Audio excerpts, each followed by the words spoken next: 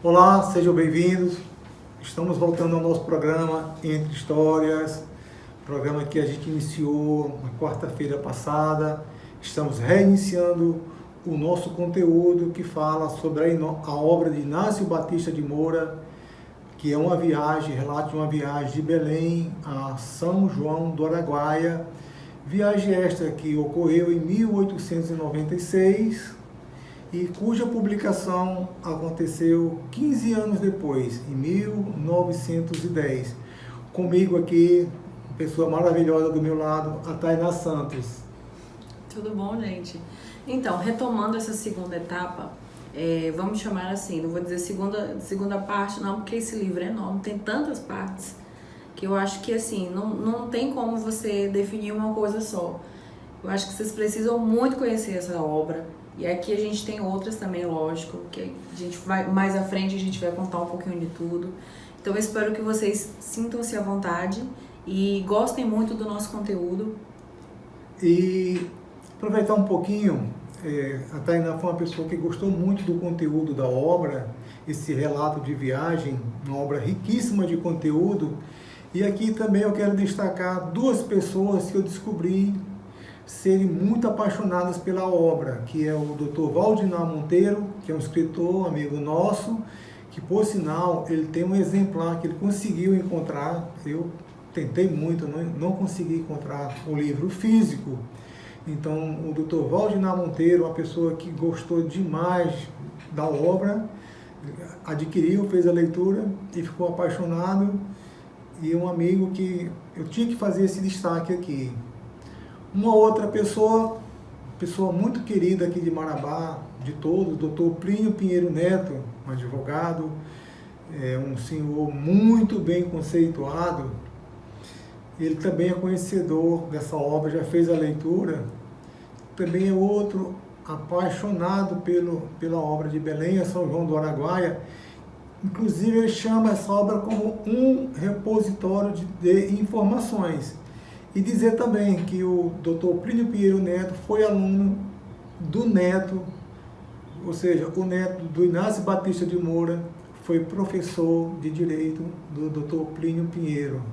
Então, e também agradecer, né, na nossa primeira parte, muitas visualizações, e nós recebemos alguns comentários positivos acerca do programa, pela abordagem de um conteúdo que está oculto porque estão nos livros. Infelizmente as pessoas hoje não gostam tanto de livros. Então, esses livros aqui você encontra para comprar na internet, mas se você não comprar um livro, você não vai encontrar ele na versão eletrônica.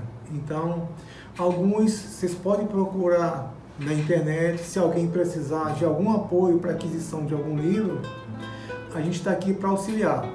Então, fique conosco, daqui a pouco nós voltamos.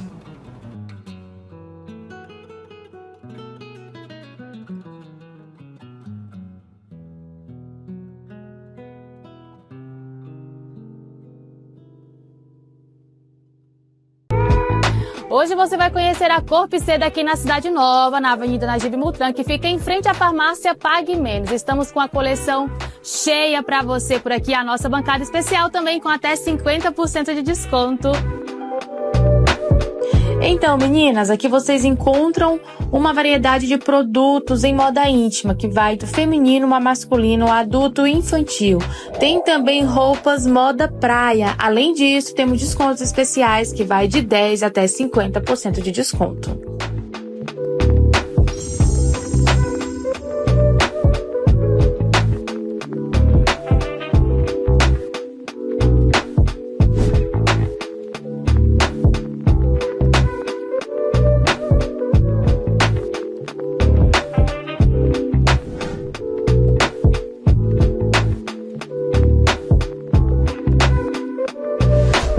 Vocês puderam conhecer a Corpo Seda Lingerie aqui em Marabá, é uma loja especializada. Detalhe importante, a nossa coleção está perfeita aguardando por você. As nossas promoções também no interior da loja. Você que está precisando renovar as suas lingerie para 2024, o lugar certo é Corpo Seda Lingerie.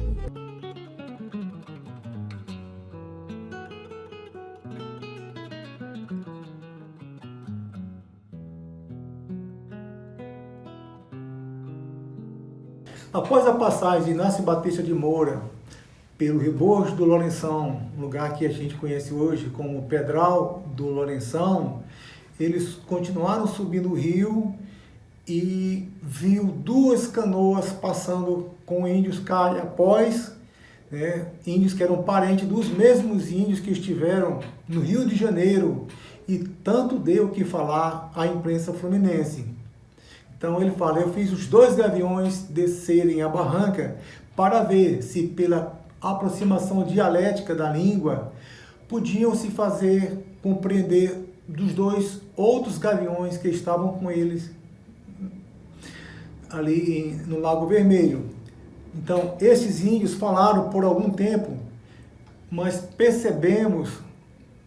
todos nós percebemos que eles não se entendiam, não só pela entonação diferente, como pelos gestos. E era como se um inglês estivesse a falar com um alemão. Mas, Deus do céu, como é difícil o estudo perfeito da etnografia, o estudo dos índios, né? Da etnografia americana e mesmo brasileira.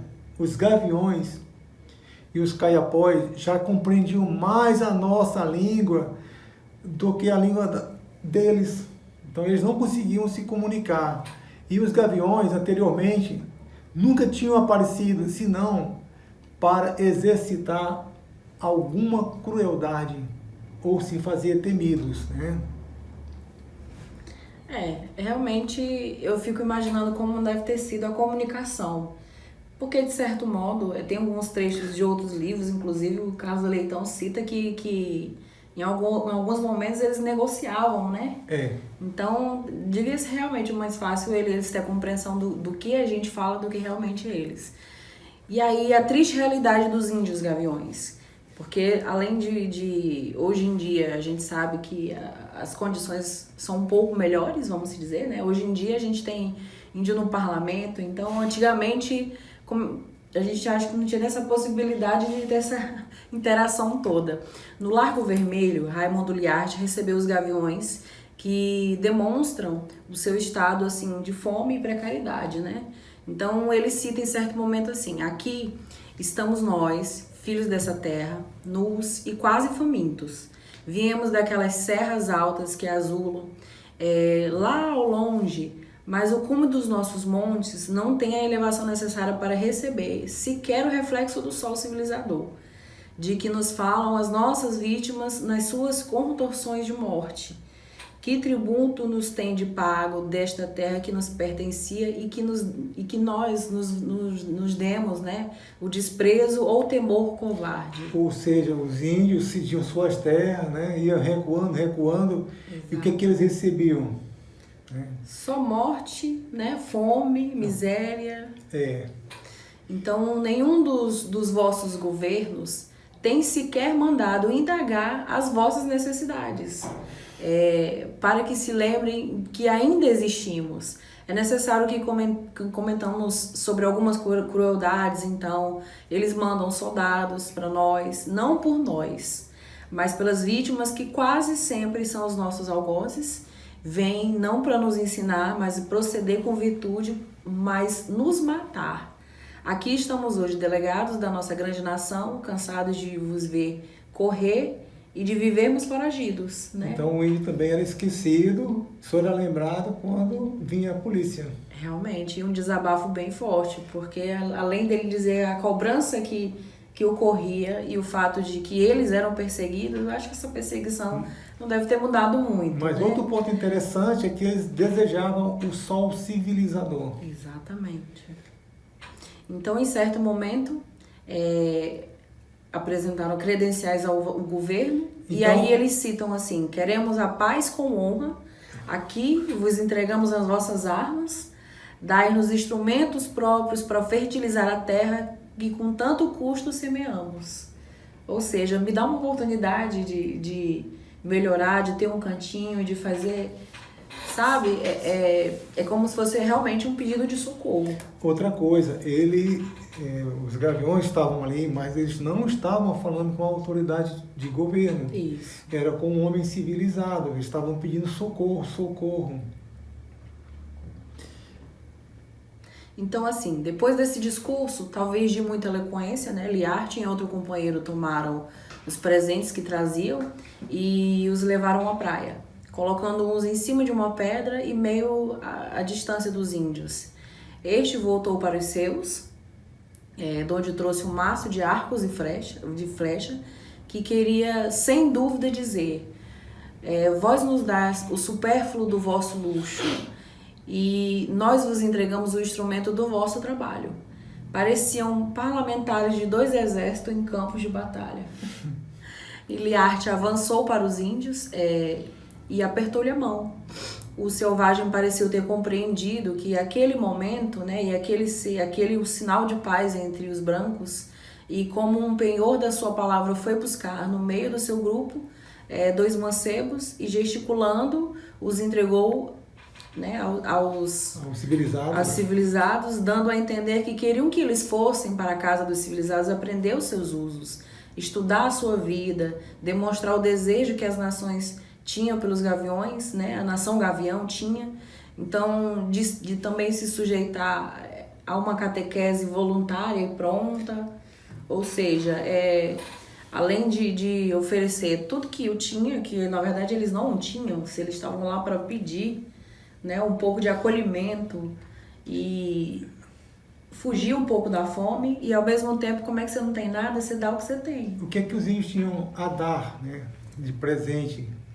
Eram os seus principais instrumentos de guerra, de caça e de sobrevivência. E o que costumavam receber? Espelhos, né? Quinquinharia, bobagem, né? E outra coisa, eles percebem que aquele modo de vida deles poderia melhorar com a aproximação dos civilizados e até mesmo querendo uma catequese, ou seja, se sujeitando a uma cultura dos civilizados. Mas por que tudo isso? Porque a vivência deles na floresta já estava difícil, passando fome, né? Então, assim, a chegada dos selvagens foi um acontecimento no povoado. Isso está escrito no livro. Né? Ele cita essa parte lá na página 230 e 231. Todos vinham vê-los, trazer-lhes presentes insignificantes e cercá-los de amosidade simples. Porque as pessoas do povoado vieram trazer presentes supérfluos, porque, né? Vamos se dizer, não trazia uma galinha para alguém comer, era um espelhinho, era um negocinho, o que isso servia? O que acontece depois disso aí é que o Raimundo Liar levou 3 índios gaviões. Estes foram apresentados ao doutor Lauro Sodré, governador do estado, que os recebeu e se admirou da estatura hercúlea de um deles e da constituição viril e sadia de todos. Então os índios causaram uma boa impressão pelo seu porte físico. E ao chegar a Belém, os índios visitaram todos os pontos principais da cidade, admirando-se dos bondes, dos relógios, dos pianos e dos sobrados. Andaram pelas ruas cobertos de trancelins até o pescoço e com 2 ou 3 chapéus sobrepostos na cabeça. Constiparam-se, ficaram doentes, né? E apanharam febres, pelo que davam mostra de querer retirar-se para a sua tribo. Ficaram doentes, eles não tinham muito do que a gente chama de imunidade. Então o governador os recebeu, presenteou-os com 5 contos de réis em armamentos e ferragens de trabalho. Aí sim, utensílios domésticos e confortos da civilização. Estava indo tudo muito bem. Raimundo Liar havia se comprometido com o chefe da tribo a voltar com os 3 índios dentro de 1 mês. A viagem daqui para lá era demorada. E lá para cá também. Então, havia o compromisso de trazer os índios em 3 meses. Problemas à vista. Acabou-se este prazo e ele não cumpriu o prometido. Lado de cá, aqui embaixo, a tribo levantou-se em massa para protestar pela demora da chegada dos seus companheiros. E os selvagens mais impertinentes, impacientes, se apresentaram na praia tingidos de preto como sinal de luto ou de guerra.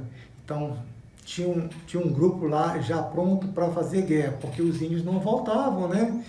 Então, passaram-se mais 3 dias de toque de boréis, dando alarma de guerra, e toda a nação estava ofendida. Quando apareceu na boca do Tauiri a canoa de Liar, que trazia os 3 índios reclamados, os quais iam agora maravilhados do que tinham ouvido e visto na capital, dispostos, sem dúvida, a se empenharem para que os seus pudessem também usufruir os melhoramentos dos civilizados. Então, se você imaginar viver numa selva, afastado de tudo, vivendo da caça, andando pelado, né? Dificuldade de encontrar caça, alimentos, né? Aí quando chega na capital, passou o que ele passou, viu aquela cultura diferente, né? As casas, né? Os automóveis, nossa, imagina vocês. E se levar em consideração que indo pelo rio, 15 dias às vezes de viagem, mais de 10 dias às vezes de viagem, para ida, para volta, realmente deve ter deixado eles bem aflitos, porque é uma demora que hoje em dia você tira 1 hora de carro daqui para ali, imagina só. Eu imagino o que eles passaram lá estando gripados. Nossa. Então, acredito que eles não voltaram gripados, né? Então, houve até um tempo deve para ter tido um tempo para descansar e voltar, né, saudável, até porque uma viagem dessa, você volta morto. De canoa. De canoa. Quando a gente vai de Marabá para Belém de ônibus, a gente chega lá exausto, né? 8 horas, sentado, deitado, já está cansado. Então, a chegada desta canoa do Raimundo Liar, com os 3 índios na praia, foi saudado com urras, gritos, né, de satisfação. Os recém-chegados foram transportados nos braços de seus parentes como se fossem heróis. Que legal, né?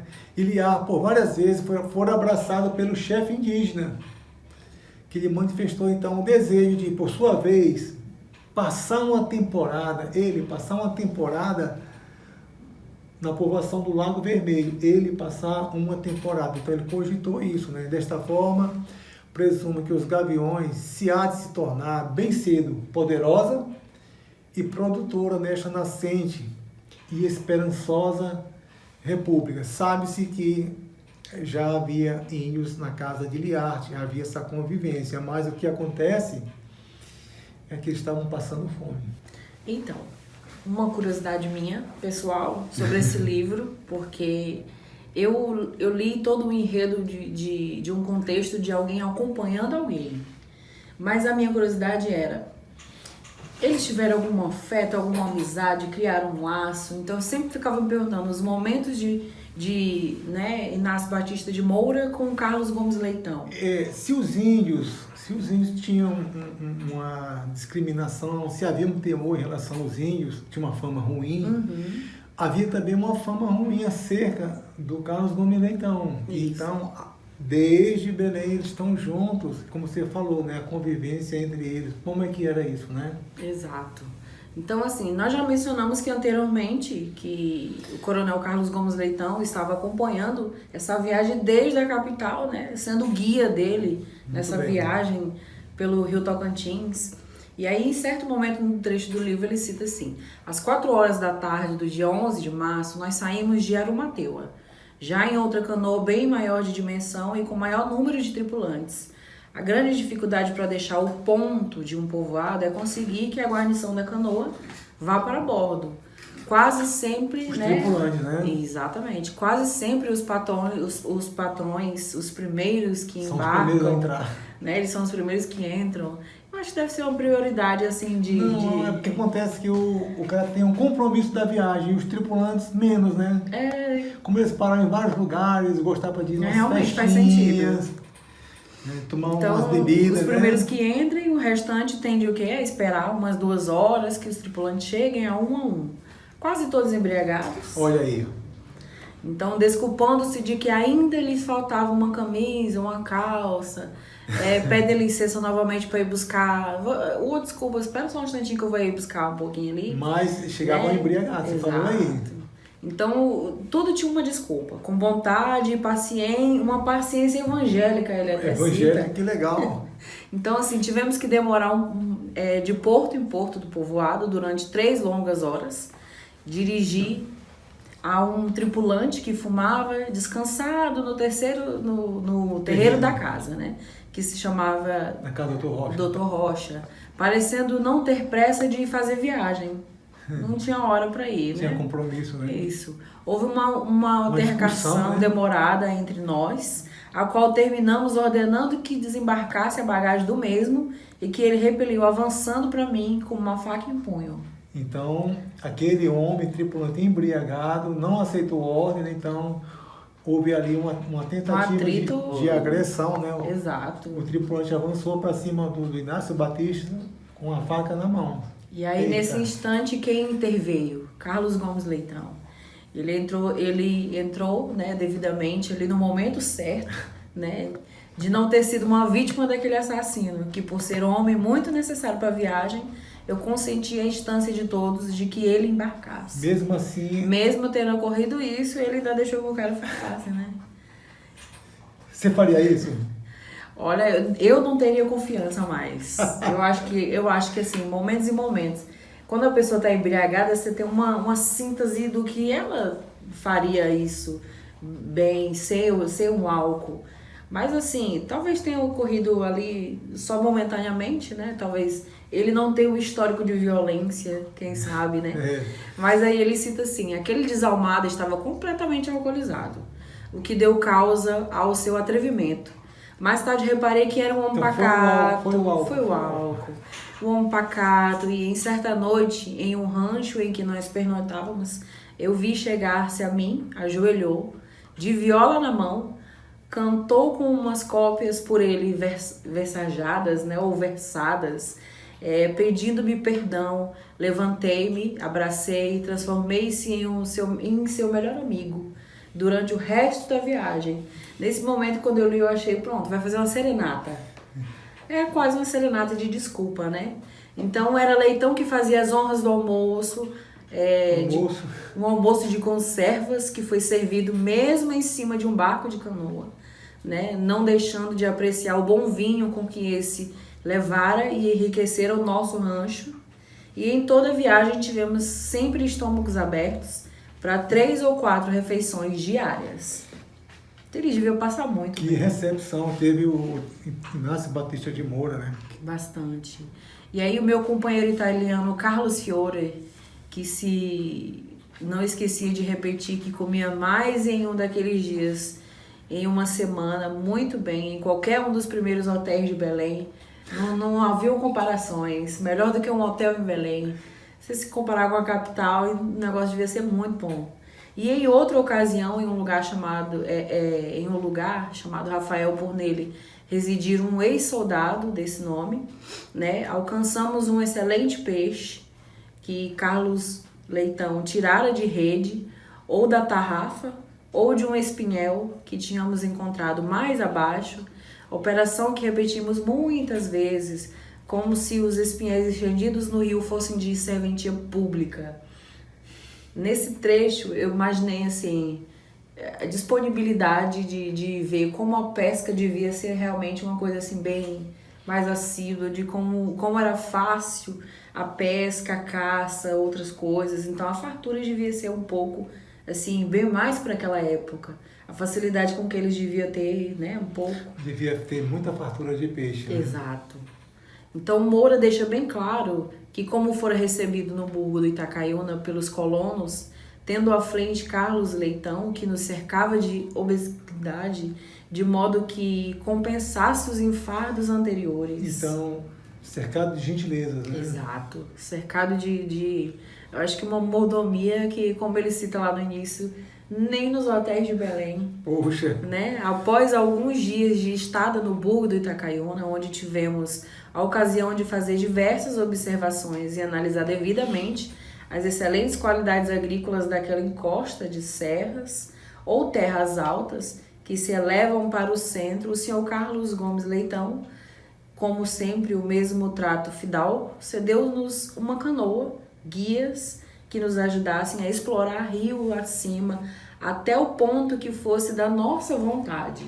Então, a gente percebe que toda aquela imagem negativa acerca do Carlos Gomes Leitão, o próprio Condrô, poucas palavras, claro, né, que o objetivo da obra não era essa, ele vai desmistificando.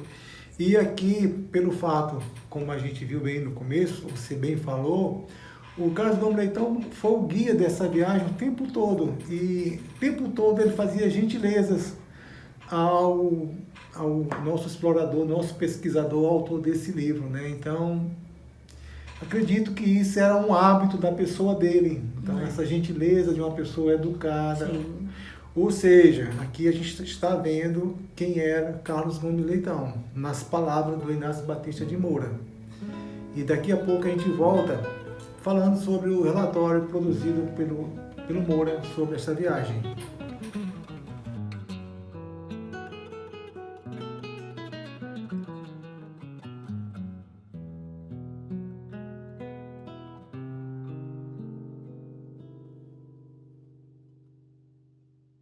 Hoje você vai conhecer a Mahogany Marabá, aqui na Cidade Nova. Somos uma empresa que tem 33 anos no mercado. Só aqui em Marabá nós temos 8 anos. A empresa trabalha com cosméticos na área masculina, feminina e infantil. Temos também os produtos dermo, capilar e para casa. Aliás, para deixar seu ambiente com um cheiro agradável e mais elegante. Estamos localizados na Cidade Nova, próximo a Carmen Stephens, ao lado da padaria Holidays.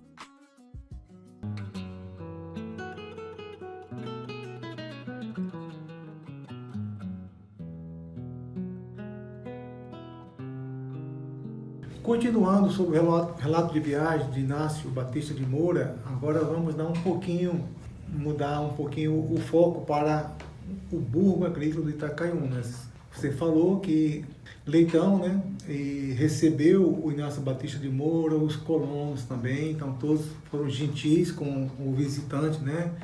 E agora um pouquinho sobre isso. Eis os principais trechos do extenso relatório sobre esse núcleo colonial que foi apresentado ao governo do Pará como resultado da comissão incumbida a Inácio Batista de Moura. E aí ele fala: o primitivo estabelecimento onde se asilaram quase um ano os foragidos de lutas sanguinolentas da Boa Vista estava situada bem junto à foz do rio Itacaiunas, um único afluente importante da margem esquerda do Tocantins, desde Alcobaça até ao Araguaia. Então era um lugar de topografia bem escolhida. Edificaram-se ali algumas barracas, fez-se então uma limitada plantação. Porém, as febres intermitentes assolaram de tal forma os imigrantes que lhes ocasionaram verdadeira debandada, retirando-se uns para a colônia de São João do Araguaia, outros para diversos pontos do rio, Lago Vermelho e para outros lugares, ficando, porém, a maior parte fiel aos compromissos tomados com o concessionário junto ao governador, que com ele se retirou para formar um novo estabelecimento. Ou seja, essas pessoas fiéis a Carlos Gomes Leitão saíram desse burgo primitivo e foram formar um novo burgo, isso já no ano de 1895, já que naquele lugar o índice de mortalidade era muito elevado. Então montaram um novo burgo a 18 quilômetros daquele ponto, rio abaixo. Ou seja, por mais que a fartura fosse grande, ninguém escapava das doenças, né?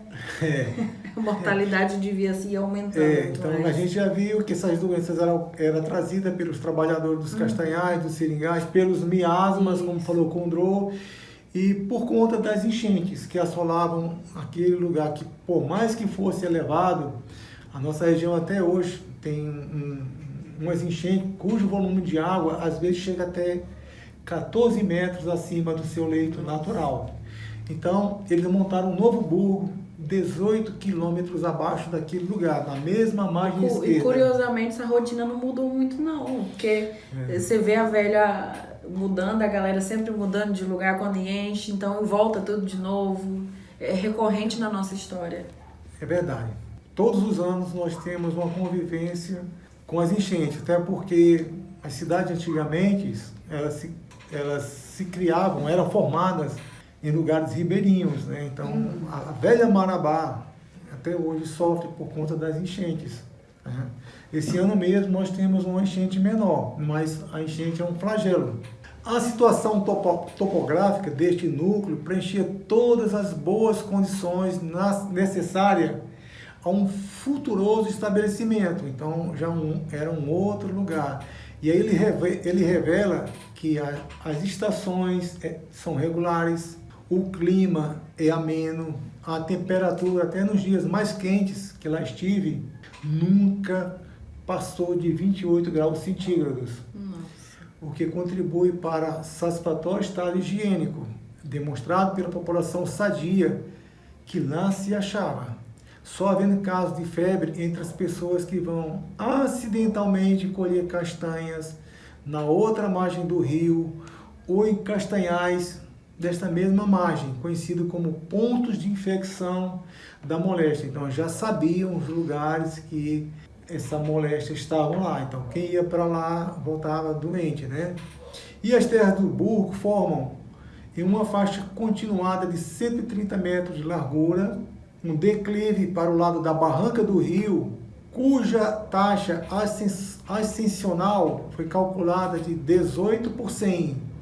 Isto ajudado pela contribuição silenciosa do terreno, constituição silenciosa do terreno, que estabelece um excelente esgoto para as águas das chuvas, auxiliando assim as boas condições higiênicas do lugar. Por cima do declive, estende-se pela região mais próxima um planalto fertilíssimo, cuja altura ao nível das maiores enchentes do inverno é de 23 metros. E ao das águas baixas no verão, se eleva a 38 a 40 metros. Então era um lugar muito elevado. Neste planalto é que foram plantadas as grandes roças dos colônios, representando o trabalho mais importante daquele núcleo. E estas roças, elas ficavam em seguida uma às outras, apenas separadas por diversos renques de algodoeiros ou carrapateiros, ocupando uma área cultivada de 2.300 metros de comprimento, com a largura variável entre 300 e 200, calculando-se o total em mais de 22 hectares, ou seja, o Burgo era pequeno, mas mesmo assim já havia um bom volume plantado lá. Infelizmente, de vez em quando vinham as enchentes, né? Já é um resultado bem lisonjeiro, pois que, dividindo a superfície cultivada pelo número de famílias domiciliadas no Burgo, dava para cada uma mais de 2.500 metros, ou seja, uma excelente proporção. A área superior à estipulada em uma das cláusulas do contrato do concessionário com o governo do Pará. Esse contrato aí, muito complicado de ser executado. Nós vamos ver um pouquinho mais na frente. E as plantações eram magníficas, o que provava a extraordinária fertilidade do solo, atestada pelos próprios imigrantes de Goiás e do Maranhão. Então, as pessoas que estavam lá, como eu disse anteriormente, eles não eram paraenses. Daí uma certa desconfiança do governador Lauro Sodré, inclusive ao enviar também o Inácio Batista de Moura nessa visita de fiscalização, né? Então, os habitantes desse burgo eram pessoas do Goiás e do Maranhão, que garantiram ser um terreno superior ao que deixaram em Boa Vista do Tocantins, de onde eles vieram. E Moura diz que viu ali roças de mandioca no ponto de serem desmanchadas, de serem colhidas, milharal com grandes espigas, arrozal com carregamento como nunca vi em outra parte, canaviais, plantações de batata doce, tudo crescendo com igual desenvoltura, como se essa terra tivesse uma fertilidade complexa para diversos gêneros de cultura. E eram essas as primeiras roças plantadas pelos colonos, que esbarraram então com a dificuldade de não terem forno para o fabrico da farinha. Esse dia eu comi uma farinha maravilhosa, farinha nova, bem torradinha, que eu ganhei de presente, né? Então, para fabricar a farinha, eles não tinham os fornos, também não tinham as moendas para o aproveitamento da cana, nem dinheiro para comprá-los. Da sua parte, o concessionário Carlos Leitão também não tinha recursos para estabelecer fornos a todos os imigrantes. Acerca dos lotes que estavam localizados nos colonos, eles eram mal discriminados por falta da presença de um profissional. Estava faltando ali um engenheiro civil para fazer essa localização dos lotes, né? E como era trabalho urgente, Inácio Batista de Moura era um engenheiro civil, né? E ele fala, e como era um trabalho urgente, eu retifiquei todas as medidas e ordenei ao concessionário que se fizesse assentar os marcos divisórios, sendo eu, desse trabalho auxiliado por pessoa habilitada, que eu levei desta capital. Então, estava faltando técnica, né, na criação desse potencial burgo. tinha, né? Fartura, fertilidade. Então, tendo os lotes agrícolas, por uma cláusula do contrato de procurar as melhores condições de aguada, aprovei que os lotes se estendessem beirando a margem esquerda do Tocantins, além de outros que ordenei que ficassem marginais a um riacho que deságua dentro da zona colonizada, sem curso algum de navegação, porém com bastante água, até durante o verão. E muitos colonos, além da cultura, se entretêm em colher castanha dentro ou fora dos lotes, pois que aquela região abunda em castanheiras. E uma das famílias estabelecidas no burgo começou a experimentar a criação do gado, utilizando-se da ilha do Vaz, que fica fronteira e representa uma área de 240 hectares, quase toda coberta de pastagens. E dali sai o fornecimento da carne verde para os habitantes do burgo, o qual acontecia de forma regular. E outras pessoas oriundas dos sertões do Maranhão e Goiás, e que por lá têm passado, à vista dos bons resultados obtidos, garantiram-me que proximamente fariam iguais tentativas na Ilha do Jacaré, outro lugar próximo, onde, aliás, já existe a criação de gado.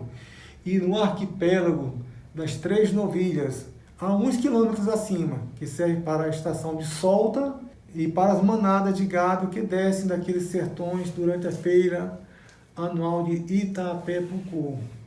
Curioso esse nome. Já as extraordinárias enchentes de fevereiro de 1896 se sentiram de tal forma no Tocantins que inundaram aquelas ilhas que eram criadoras, ocasionando não pequenos prejuízos aos proprietários. E os Campos Gerais, ali descobertos e que ultimamente ocuparam a atenção do Congresso do Estado do Pará, eu verifiquei estarem situados a 30 ou 40 quilômetros na direção de 68 graus sul-oeste das terras do burgo. E este relatório é realmente muito extenso. E no relatório há muitos detalhes e informações sobre esse burgo, que foi ministrada pelo engenheiro Batista de Moura, que foi comissionado pelo governo a fim de verificar as condições do mesmo burgo, do qual o responsável é o coronel Carlos Gomes Leitão. E em 3 de junho foi paga, de acordo com as cláusulas 26 e 27 do contrato, a importância de 27 mil contos de réis pela localização de 54 famílias, devendo ser deduzida uma importância que foi paga por antecipação de 13.333 contos de réis pela primeira e segunda prestações a que tem direito. Voltamos já.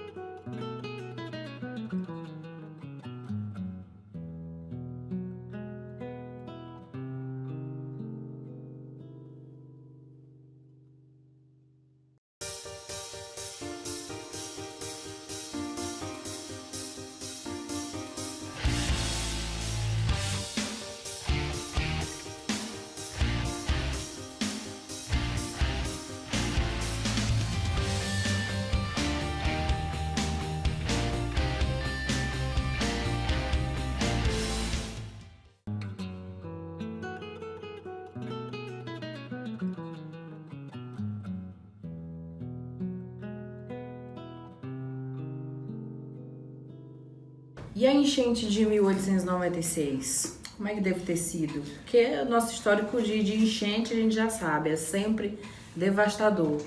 E aí Carlos Gomes Leitão, para dar guarida a muitas famílias que ficavam sem casa, ele mandou construir um grande barracão de 25 metros de comprimento sobre 8 de largura, com as precisas divisões.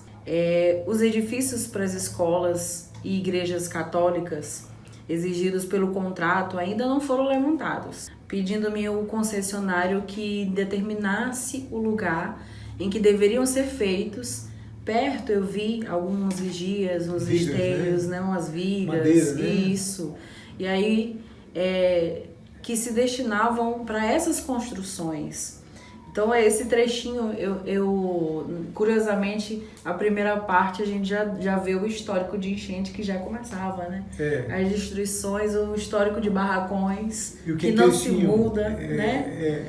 E aí... Madeira, né? Madeira era necessário, esteios. Muito. Então, assim, já tinha um planejamento para ter construções, para vingar, para aumentar, para crescimento, né? E tratando-se de 2 casas para a escola, acho que, no meu entender, que o governo do Pará deve auxiliar o concessionário no desencargo dessa obrigação onerosa, né? E quanto menos criar 2 escolas elementares, uma para o sexo masculino e outra para o sexo feminino, à vista do crescimento do número de crianças de ambos os sexos que ali se achavam abandonadas ao mais lastimável estado de ignorância. Essa citação eu acho muito importante. A importância com que ele dá para que realmente tenha educação. É necessário, já havia uma quantidade, né, de crianças, de famílias aumentando. E a responsabilidade era muito grande, com certeza. E os professores? Isso. Quem seriam? Já haviam, né? Acho que já até tinham pessoas educando, ensinando da sua maneira, lógico. Mas não com a qualificação que era necessária para... Até mesmo a catequese, neste grupo que aqui estavam, também não tinha padre, mas no contrato tinha a obrigação de construir uma igreja católica. Não era fácil esse contrato. E para a constituição regular de muitas famílias, julgo conveniente a autoridade de um juiz de casamento na sede do burgo, né, podendo o nomeado conseguir prorrogação do prazo de 30 dias para prestar a devida afirmação, visto que nesse lapso de tempo exigido pela lei, era impossível qualquer pessoa receber ali um título de nomeação e descer até o Baião para confirmar todas as exigências legais. Quer dizer, a autoridade religiosa, né, para seguir os procedimentos de um casamento, não havia lá, né, mas estava no contrato. Exato. Os habitantes do burgo vieram para ali espontaneamente. Achavam-se satisfeitos, só lamentando o inconveniente da pobreza, que é extrema entre eles, por terem sido expoliados dos seus bens com a Guerra Civil da Boa Vista, e eles gozam de boa saúde, e só encontrei 12 pessoas atacadas de febre intermitente, geralmente devido à infecção dos castanhais onde trabalhavam. Ou seja, nesse ponto do relato dele, ele é bem específico, de que tinham condições de viver bem, mas que, de certo modo, precisava de uma olhada das autoridades para o crescimento, né? Então, a gente vai fazer aqui uma análise. Essas pessoas vieram de uma cidade e, de repente, estavam em uma zona rural, num lugar ermo, inóspito, desabitado, longe, distante de tudo. E eles falam da situação de pobreza que lá estavam, né? Então, eles não viviam essa situação. Eu acredito que isso aí possivelmente gerou, e realmente gerou, desconfianças em relação a esse projeto de constituição dessa colônia agrícola. Era difícil conviver com essa realidade de críticas, tendo à frente a necessidade de pessoas habituadas a uma cidade, ao espaço urbano civilizado. E eles estavam onde agora? No meio do mato, em uma colônia agrícola em que eles que tinham que trabalhar e produzir seus alimentos. Eles eram criadores de gado. Cita mais um pouquinho pra gente, Arnilson. Relata mais um pouquinho dessas dificuldades de Carlos Gomes Leitão. Então, além dessas dificuldades, com a animosidade intransigente, havia também o problema, além das reclamações dos colonos, havia também problema com os antigos adversários políticos do Leitão. Então, quando o Leitão veio para cá, foi fruto de um conflito político e religioso Então em Boa Vista. não foi só paz e amor, né? Não foi paz e amor. Então ele veio para cá e mesmo aqui no Burgo distante, havia a crítica intransigente dos seus adversários políticos, tentando fazer com que essas pessoas desistissem, abandonassem o Carlos Leitão, deixassem o Burgo Agrícola, né, conversando as famílias, vão embora, né, e propalando os boatos que o governo já havia abandonado o Carlos Gomes Leitão, né? Então, isso fez com que algumas pessoas fossem embora. Estavam numa dificuldade muito grande. E outra, não tinha como fazer uma queixinha, uma reclamaçãozinha para o governador estava longe. Então, como você falou, uma viagem de canoa, de Marabá, no caso do Burgo até Belém, 15, 20, 30 dias, na verdade eram 30 dias. 30 dias, né? Não era fácil, né? Então, daí próprio, você acabou de falar que o Inácio Batista de Moura, ele tenta nesse relatório que será entregue ao governador, que fosse desobrigado o Leitão de certas responsabilidades que constavam no contrato, né? Então, fizeram de tudo para que Leitão fosse desacreditado, né? Então, muitas pessoas saíram do Burgo em função disso, né? Mas o que acontece? O dinheiro que foi enviado não dava para fazer tanta coisa. Esse dinheiro não era nem para produzir alimentos, era para construir edificações. Então, era para manter as pessoas em uma condição de se protegerem de chuva, do sol, de poderem ir trabalhar, mas eles tinham que plantar, tinham que colher. Não era essa a atividade deles. Eles eram pecuaristas, né? Enfim, o que acontece? O próprio Antônio Batista de Moura fala, não havia condições de suprir todas as necessidades, todas as cláusulas que constavam neste contrato, principalmente que era uma quantia para ser investida no Burgo e para a existência da colônia por tempo indeterminado. Então, detalhes desse contrato. Esse relatório ele é muito minucioso, tão minucioso que ele dá detalhes desde ao índio, né, a chegada, a partida, você vê muitas coisas. Fala sobre o desgraçado Loureção. Não é? Então, essa parte também foi fundamental, porque a gente sempre imagina que o nome de alguma coisa é uma homenagem a alguém muito querido, boa, né? E só Marabá para fazer essas exceções, né?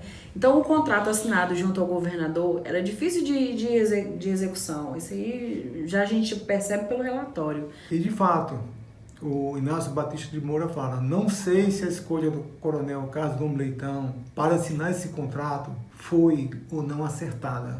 Deveria, a meu ver, um semelhante encargo recair em pessoas mais alheias às lutas políticas do centro de imigração.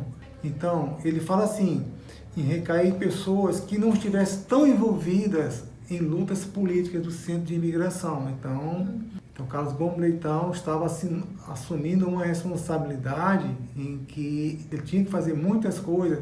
Se vocês imaginarem, o Leitão, ele era deputado estadual. Ele veio para cá em 1894 e ele estava tentando administrar o Burgo com problema, né? Aí ele fala, acho, entretanto, que o dia 23 de julho é de difícil, se não impossível execução, sem acarretar gravames ao concessionário. O povoamento e cultivação das margens do Tocantins desafiam todas as vistas de um governo sério.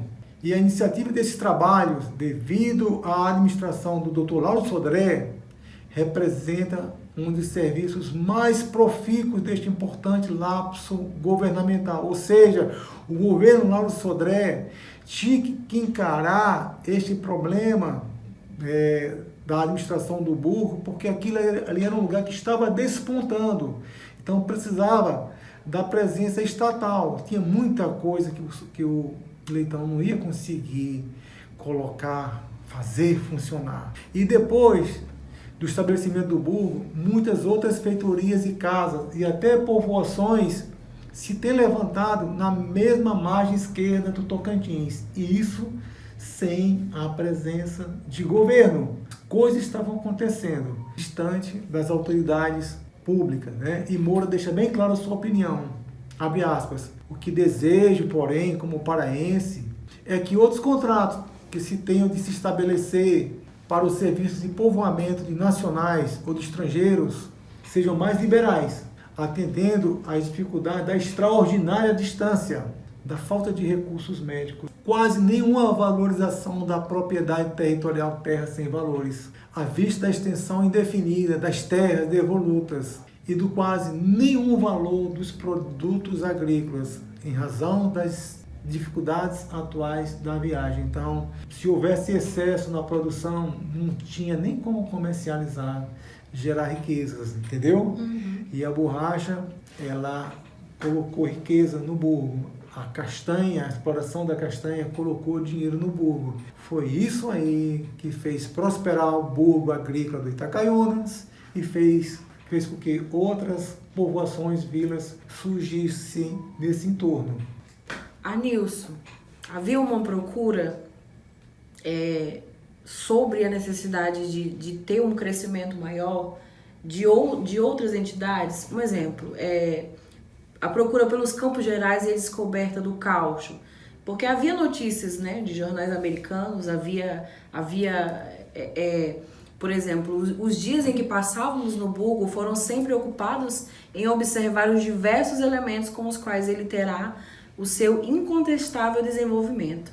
Então, ele cita que atravessávamos as grandes roças, examinávamos as plantações, a quantidade e a qualidade da água dos riachos e navegávamos em canoa pelos arredores. Essa questão dos Campos Gerais ela é crucial, porque quando foi assinado o contrato em 1892, o objetivo era de fixar essas pessoas, e essas pessoas precisariam da proteína, ou seja, precisariam da agricultura e da pecuária. Daí uma das razões que está no contrato era a descoberta dos Campos Gerais, pastos para a criação de gado, para alimentar as pessoas deste povoado.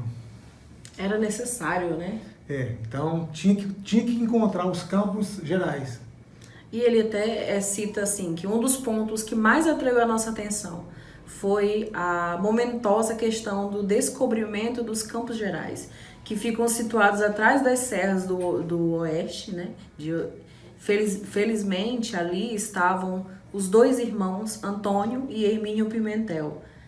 Qual a importância desses dois, Arnilson? Então, não tinha como fixar esses homens se não tivesse uma riqueza. Eles tinham que gerar riqueza. E a perspectiva era a criação de gado. Então, quando o gado chegava aqui no burgo, ou quando o gado vinha de Carolina, no Maranhão, e chegava até Tucuruí, para Tucuruí chegar em Belém, é certo que o valor desse gado multiplicava-se por 6, 8 vezes, ou seja, era muito bom negócio a criação de gado. Então, gerava muita riqueza. Daí, também a capital precisava de ter a produção de carne, né? Uhum. Campos Gerais, campos naturais, pastos para a criação de gado. E isso estava no contrato. E aí o que acontece? Descobrem-se os Campos Gerais, mas também os irmãos Antônio e Hermínio Pimentel descobrem uma riqueza maravilhosa. Não estava no contrato, não tinha nada de castanha do Pará, não tinha nada de borracha seringueira. Então os irmãos Antônio e Hermínio Pimentel, eles descobrem a borracha. Primeira grande riqueza do burgo e, por sinal, nosso primeiro ciclo econômico de Marabá. No trechinho até, na continuação, quando a gente vai comentando sobre eles, ele cita assim e deixa bem claro que eles eram audazes exploradores, né?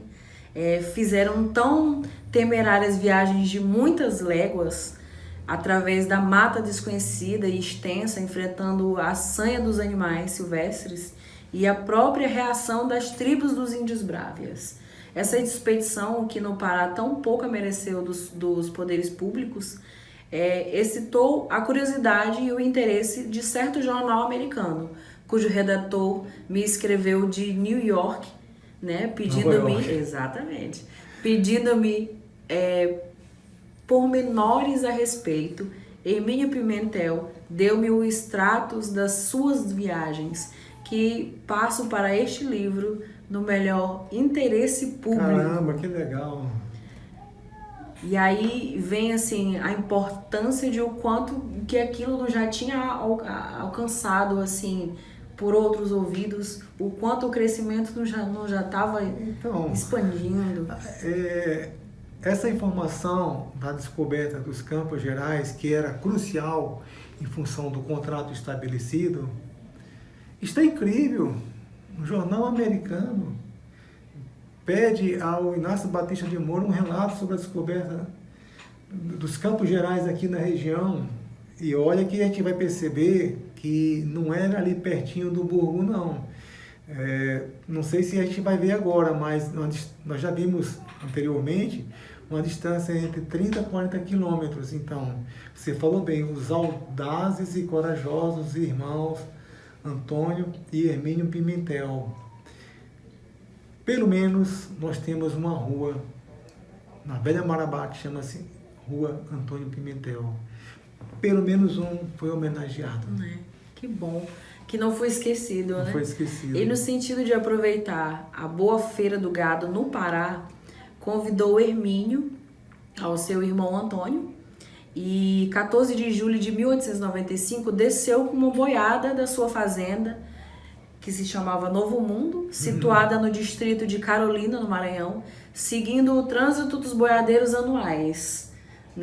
As demoras da viagem e os cuidados necessários ao trato do gado fizeram com que os dois Pimentéis só chegassem ao Burgo do Itacaiúna em outubro do ano, ele cita desse ano, mais de 60 dias depois, encontrando já o Tocantins muito cheio, sendo-lhes impossível continuar a viagem e por isso resolveram soltar o gado na Ilha do Jacaré.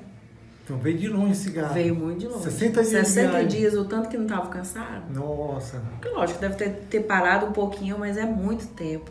Coagidos pela saudade da família e ouvindo falar na presunção da existência de campos para além das matas que circundam o Burgo, eles decidiram, por mera distração, empreender a viagem para os descobrir, constituindo assim as bases dos futuros estabelecimentos que estavam estáveis para a criação, organizando a verdadeira indústria pastoril no Alto Tocantins paraense. Ou seja, começando aí a cultura da pecuária, o agronegócio. Exato, o agronegócio, já começava por aqui. Nesse intuito, cercados de mais de alguns companheiros, bem municiados e resolutos, entraram para a mata no dia 18 de outubro, procurando seguir o mais possível a direção do oeste. Isso é em 1895. Exato. E infelizmente, após 6 dias de penosa viagem, 3 homens fraquejaram e voltaram todos, ocasionando a falta de sorte daquela missão. Deu certo. Não. Andaram e tiveram... Fraquejou.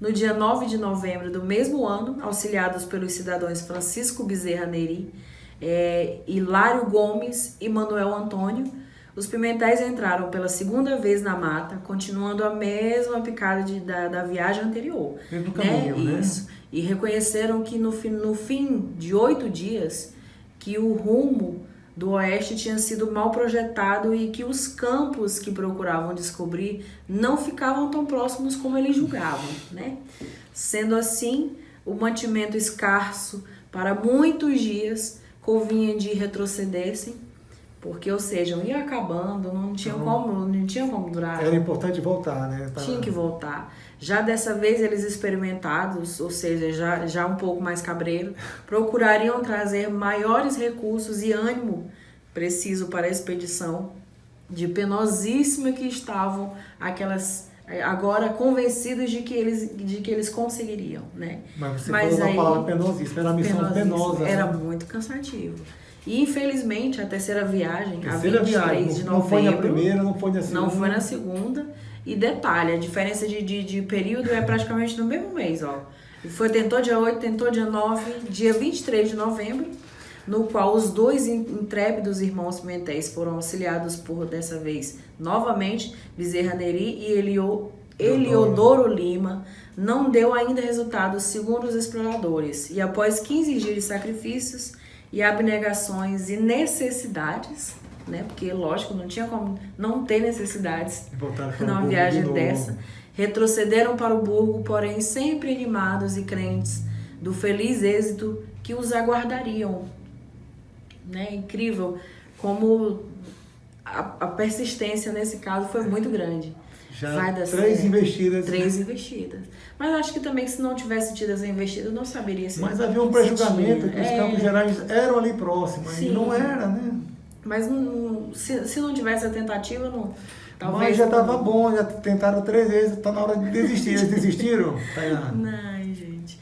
Então era para admirar a tenacidade daqueles homens e a virilidade com que encaravam os perigos. Isso produzia o voluntariado de novos companheiros e o interesse que todo o burgo começava a ter pelo resultado definitivo da empresa. Né? Carlos Leitão era o próprio e ao estimular, dando-lhes por sua conta a maior parte do mantimento. Então ele ajudava muito, de certo modo.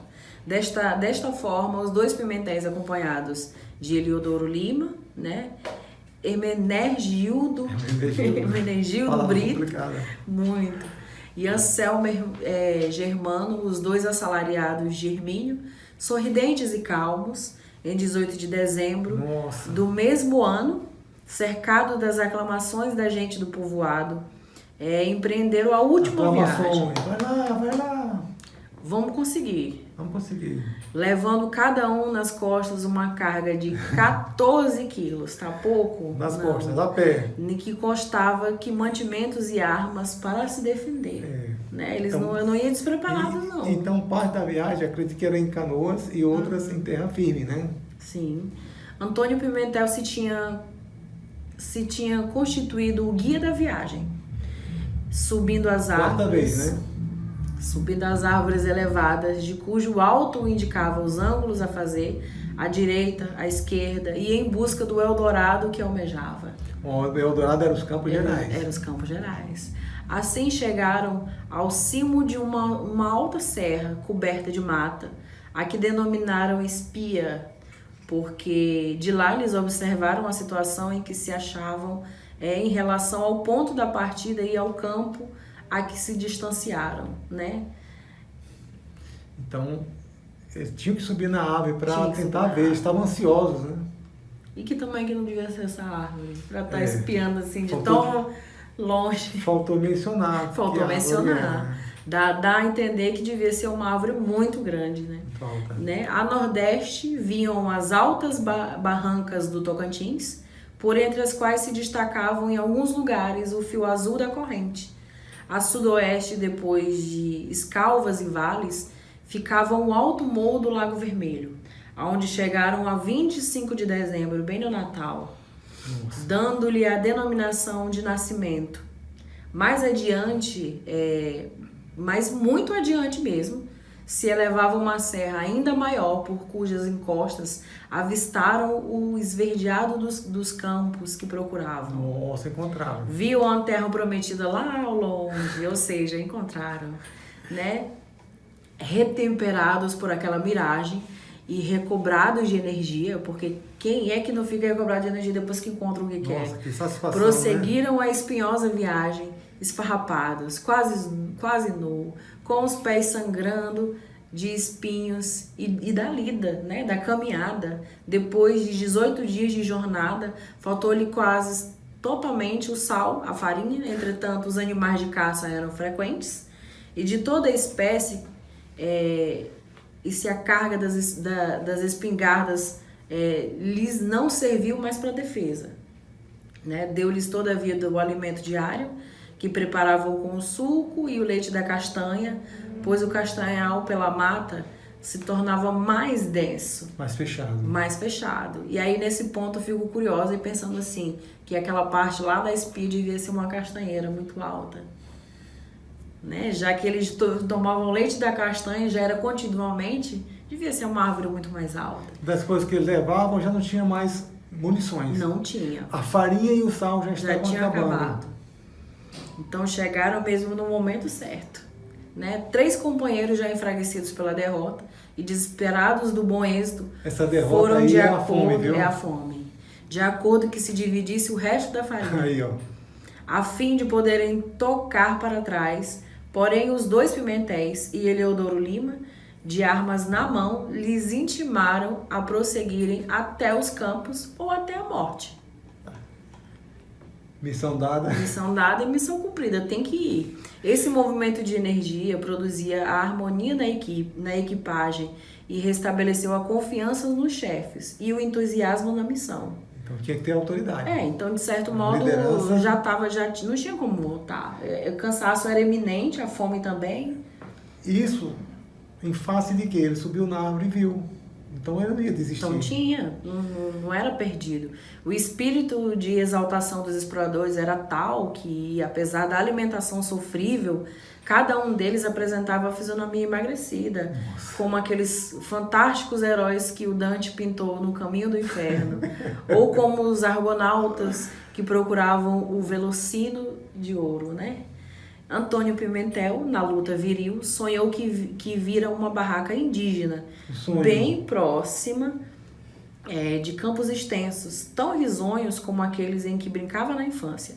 Os sonhos eram narrados aos pobres companheiros, em cujas faces amareladas, amarelecidas, pareciam já repassar e perpassar, na verdade, o sorriso da descrença e o idiotismo do cético. Ou seja, não estava no ânimo mais. Ele estava entre um entusiasmo e uma possível desistência, né? Um descrédito, né? Já não estavam mais acreditando. Ali entre um e outro. Entre o sorriso de acreditar e o idiotismo do descrente, do cético. Acreditavam ou não acreditavam, né?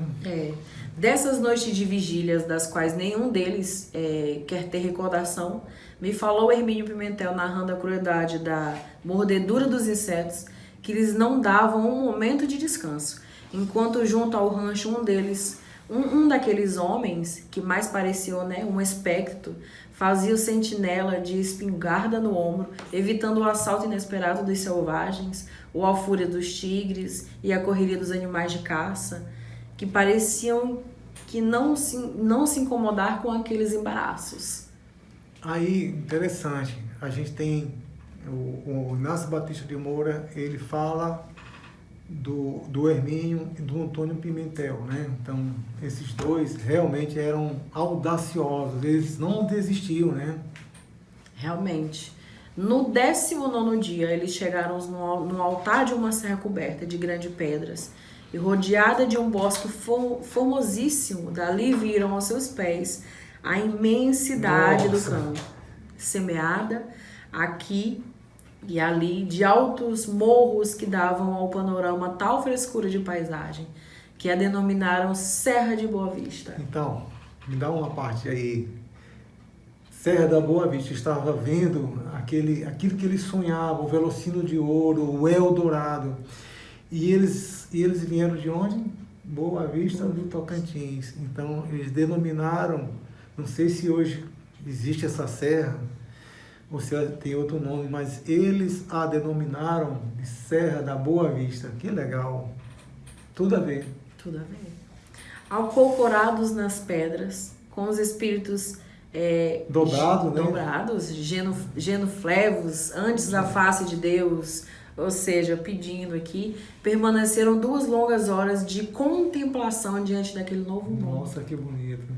Como é que não fica impactado? Ou seja, andei, cansei, quase passei fome, quase morri e cheguei no lugar. Mas eles se ajoelharam e agradeceram a Deus. Agradeceram. Nossa, que legal. Então eles desceram pela ladeira em umas poucas horas e encontraram na mata uma picada feita de ramos quebrados, da qual, como procedem os índios que ainda não têm instrumentos cortantes, e às 6 horas da tarde eles chegaram à margem de um riacho, junto ao qual ficava uma cabana selvagem, dessas que eles fazem para esperar a caça à sombra de qualquer árvore gigantesca. Né? Era uma palhoça redonda, dando a entrada de uma porta estreita e escura, porém cercada de seteiras, por onde passa a flecha do índio, que mata a caça, que exteriormente lhe fica em pé. Então era um ponto de caça, né? Era um ponto de caça. De espera, né? Que os índios ficavam esperando para atacar uma caça, né? E ao chegar à beira do riacho, avistando a barraca indígena que já descrevemos, Antônio apontou como sendo a cópia da que vira em sonhos. Nossa, que legal.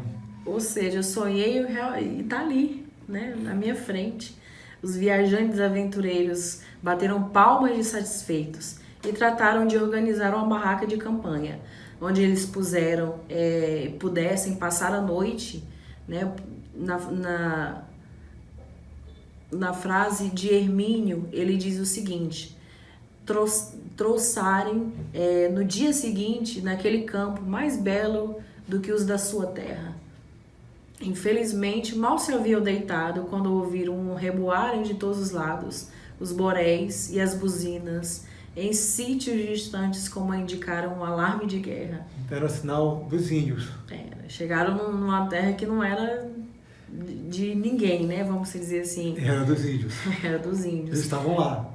Amedrontados, ninguém mais pôde dormir, ouvindo aqueles toques, que pareciam precederem legiões de guerreiros. Logo pela madrugada, reconhecendo que não tinha mais munição para sustentarem uma luta, pois já tinham gastado quase todos na caça, né, durante a viagem, eles levantaram o acampamento e fugiram pela picada que haviam feito. Pela picada, né? Pelo caminho. Pelo caminho que tinham feito. Né, perseguidos até o segundo dia pelas buzinas dos selvagens e pelos temores do ataque. Então estavam amedrontados. Ah, hora de voltar. Tem que voltar, agora não tem outro jeito. Gastaram em viagem 25 dias. Nossa, chegando ao burgo do Itacaiuna em verdadeiro estado lastimável, né? Sofrido. Depois de atravessarem 124 ladeiras ou morros e 4 ribeirões, Carlos Leitão, com a sua gente, os recebeu como heróis. Organizaram uma festa, curaram-lhes as feridas abertas nos pés e no corpo pelos espinhos da travessia e pelos insetos, fazendo de tudo a comunicação oficial ao governo do Pará. Então, é isso que o governador queria saber. É isso que ele queria com esse povo aí, a descoberta dos Campos Gerais. Olha que felicidade que essas pessoas estavam vivendo com essa descoberta. Então, a gente fica também emocionado porque foram 4 missões sofridas, né?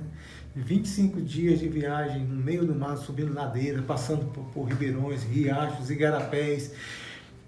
Hermínio fala, né, das picadas violentas dos insetos, dos mosquitos. Cadê o repelente? Não havia repelente, não tinha nada.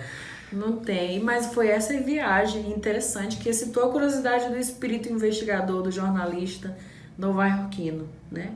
O caminho traçado pelos viajantes foi aproveitado pelos selvagens que apareceram meses depois.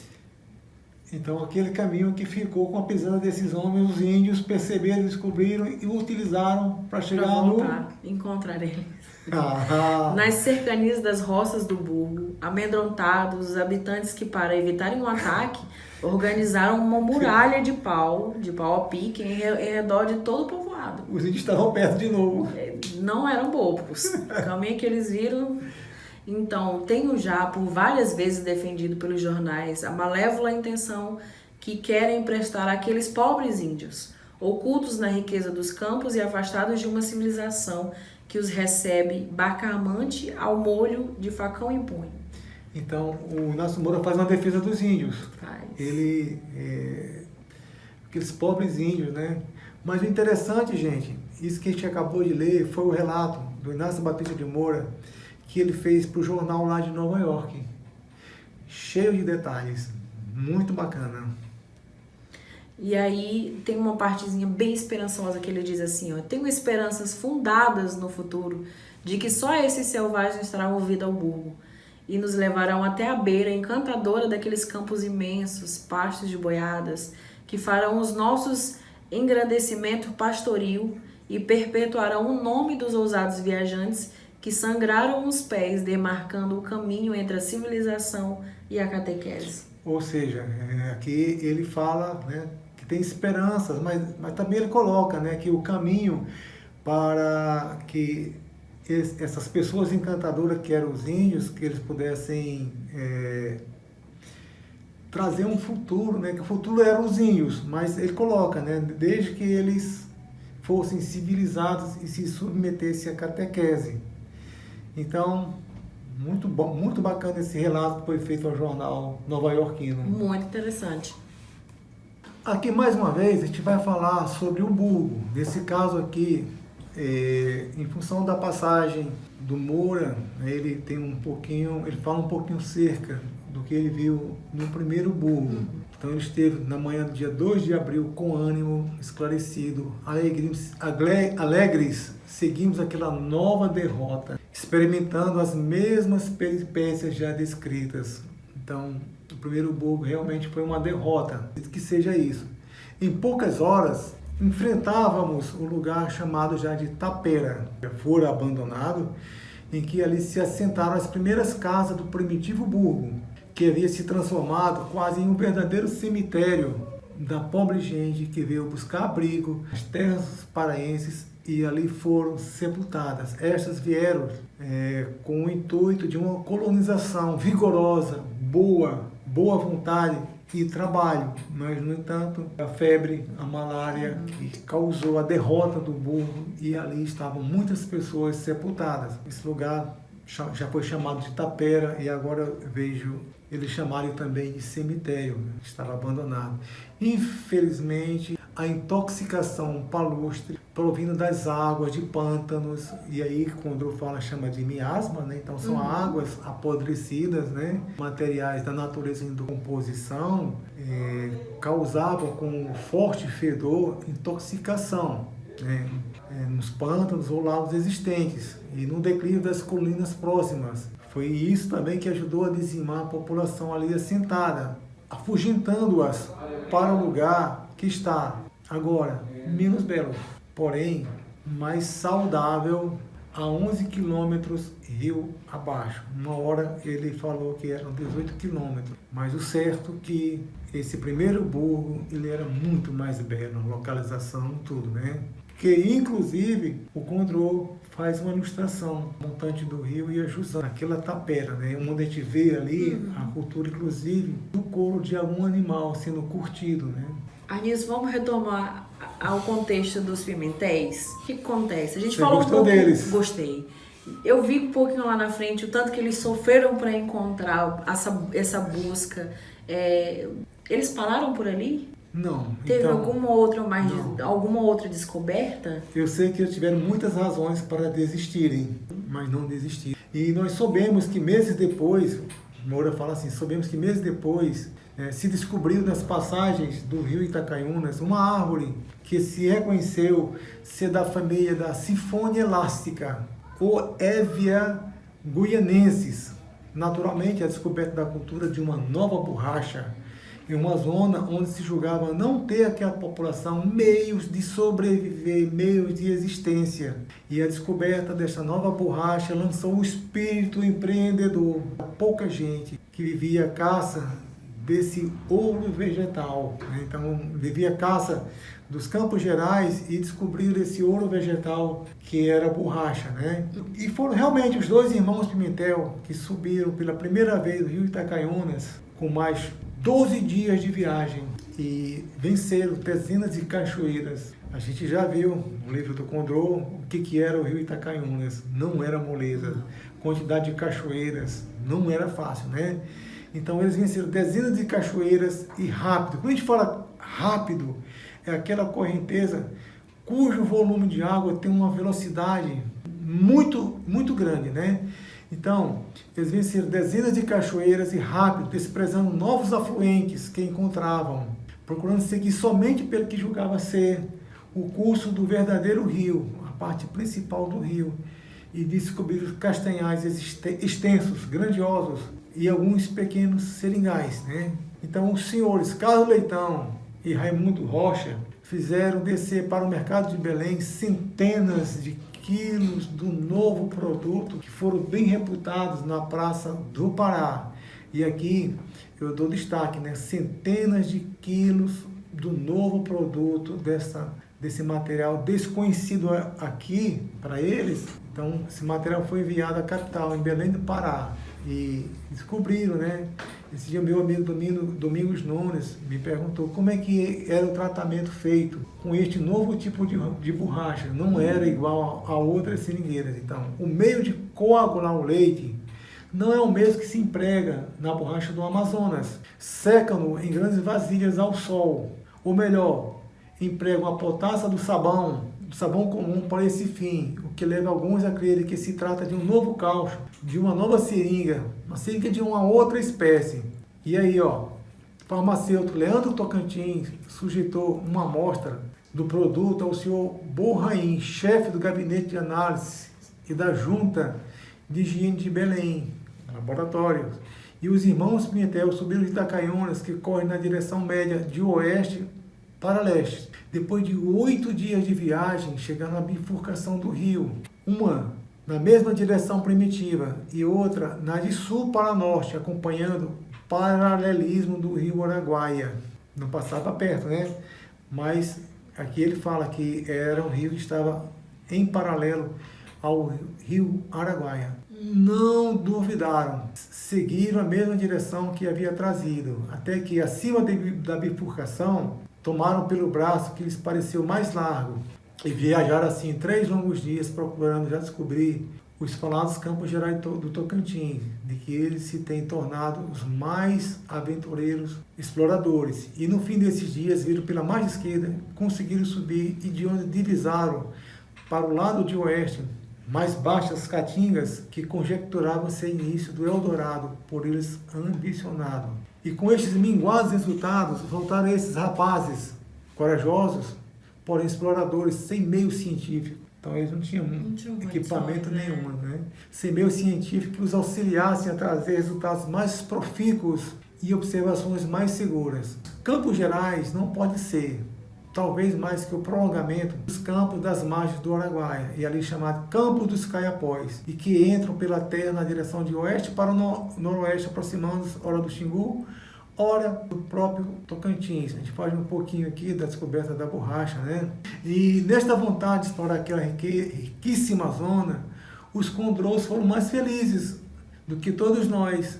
Tiveram boas verbas, bom orçamento para fazer essa viagem, que não deu resultados mais positivos do que aqueles simplórios episódios narrados sem floreio de retórica, ao passo que, sem ônus para os cofres do Estado, foi ela feita pelos 2 pobres brasileiros, pimentéis. Então, exploradores, condros, fizeram registro de muita coisa, né? Descobriram muitas coisas, né?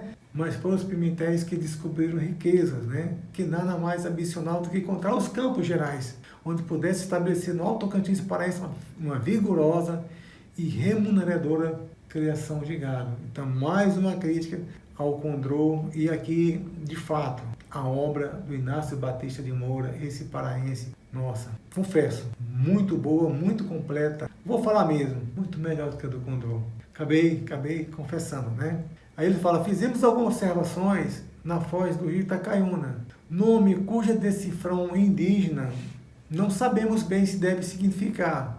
Então, já ele olhando aqui pelo ângulo da nomeação do nome Itacaiunas, né, do ponto de vista indígena, né, talvez possa significar pedra miúda preta, Itacujiúna, ou lugar de castanha preta. É bem provável que seja isso aí, né, lugar de castanha preta, que é Etucaiúna. Assim se pronunciavam os índios, e a gente sabe que cada termo desse utilizado pelos índios tem uma significação própria. Então é bem possível que seja isso aí, lugar de castanha preta, ou rio de castanha preta. Então, a viagem prossegue, né? E aqui ele fala da situação de São João do Araguaia.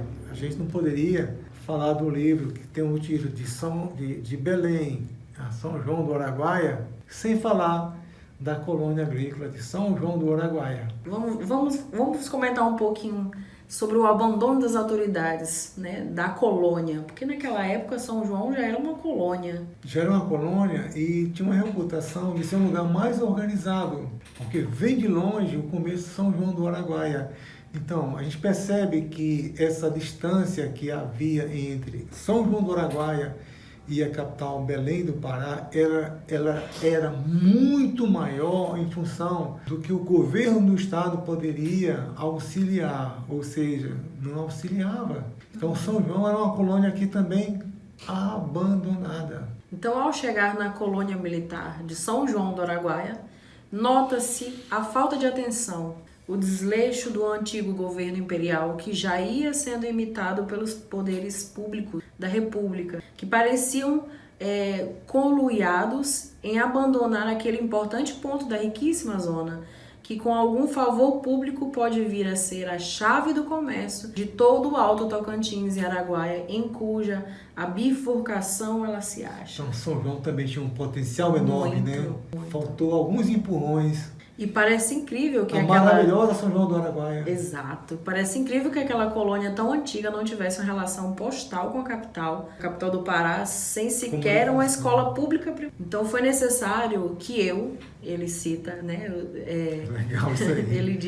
Ele diz especificamente que foi necessário que eu, como membro do Conselho Superior da Instrução Pública de Belém, propus a criação de uma escola para ali, o que felizmente já foi feito pelo governo do estado. Caramba! No mais, tudo aquilo não passa de um amontoado irregular de casas velhas, arruinadas, com exceção de uma ou duas pertencentes aos modestos comerciantes. Muita pobreza também. Muita pobreza. A justiça pública estava quase completamente abandonada e os crimes de uns e outros estados vizinhos passeavam por aquelas paragens né? desalmadas e inseguros. Então não tinha como não escapar também da criminalidade, né? Como uma cidade em potencial que estava crescendo. E Colônia já não era Tapera. A gente vê no início das diferenças de referências de que quando você chegou num lugar, uma taperinha, para ser uma colônia, ela já havia muito mais potencial e precisava muito mais ser olhada. Aí, o fato dele ter pedido necessariamente uma escola, já havia um crescimento bem absurdo. Então, a circunscrição judiciária da qual São João do Araguaia fazia parte, e o burgo aqui, na época chamavam de Itacaiuna, era Baião, muito distante. Daí ele fala, né, que muitos criminosos de estados vizinhos passeavam por aquelas paragens e pessoas desalmadas, né, então estavam passando por ali e também não havia justiça, né, também não havia policiamento. E aqui nós estamos encerrando esse maravilhoso trabalho que o Dr. Plínio Pinheiro Neto já teve o prazer de lê-lo, assim como o nosso amigo advogado, né, que eu acabei de falar o nome dele agora, né, e Tainá também fez a leitura, eu fiz a leitura, então muito apaixonante. Eu vou citar um pouquinho, bem curtinho, acerca do que foi essa viagem. Essa viagem teve início no dia 4 de março de 1896 e finalizou no dia 14 de abril. E aí, o nosso amigo Inácio Batista de Moura fala, né? Quando subiu o Tocantins, não tinha intenções de escrever. Só depois, diante do esplendor daquela natureza opulentíssima naquela região, se eu fosse pintar, se eu fosse um pintor, tiraria dali quadros divinos e naturalíssimos. Mas na impossibilidade de pintar quadros, trago para vós, né, trago para todos, este livro com notas ligeiras. Então foi mais um que se apaixonou pelos índios e pela natureza. Tainá? Pela cultura toda em si. E uma dica de viagem, se você for a Belém e for ao Museu Emílio Guild, você encontra vestígios de toda essa viagem, porque ele levava para Dr. Emílio Guild todas as pesquisas e necessariamente tem vários trechinhos lá dessa viagem que ele levou. Você vê lá na identificação o nome de Inácio Batista de Moura como pesquisador. Aí, Dr. Valdinar Monteiro, Dr. Plínio Pinheiro, eu já fiquei com vontade de ir lá no Museu Emílio Guild. Fui várias vezes em Belém, mas eu nunca fui no Museu Emílio Guild. E agora, Tainá, você me deu uma excelente dica. É um museu muito riquíssimo, muito contexto de viagens Esse foi um feito que o Condro não teve. Ele não teve muitas coisas não, mas especificadas dentro do museu, mas ele levou sim também algumas do Tapajós e do Xingu. Sim, mas como a preocupação que o Inácio teve de levar aqui para ele e mostrar peguei uma plantinha, a Arnilson uma vez me deu uma plantinha que eu tô cuidando dela até hoje. Então é como se fosse isso. Ele trouxe para mim aqui e tá lá no museu, tá acessível, é fácil. Tem também outros meios de você ver. Como o Inácio também foi um membro do Conselho, né, de Geografia, não tinha como ele não ser apaixonado por tudo isso. Ele pertence a uma cadeira hoje que também tem um outro doutor muito bem, né, apessoado, pessoas realmente interessadas, mas mais apaixonado do que Inácio, eu acho que não houve. Não tem como você ler essa obra e não se apaixonar também. Então, aqui vou aproveitar, né? Vou recomendar, visitem a nossa linda, é pequena, mas é linda, São João do Araguaia. Visitem nosso Marabá. Vamos visitar Belém. Vamos lembrar de visitar o Emílio Guild. E lá estando, lembrar-se dos achados do Condro, dos objetos que ele colheu e levou para o Emílio Guild. E agora essa dica da Tainá, né? Imagina alguns objetos que dessa região, do nosso passado. Nossa, que dica maravilhosa. E eu acho que tem que ser enraizada essa ideia. Vocês têm que ter enraizado de que a nossa história precisa ter um cantinho ali especial de importância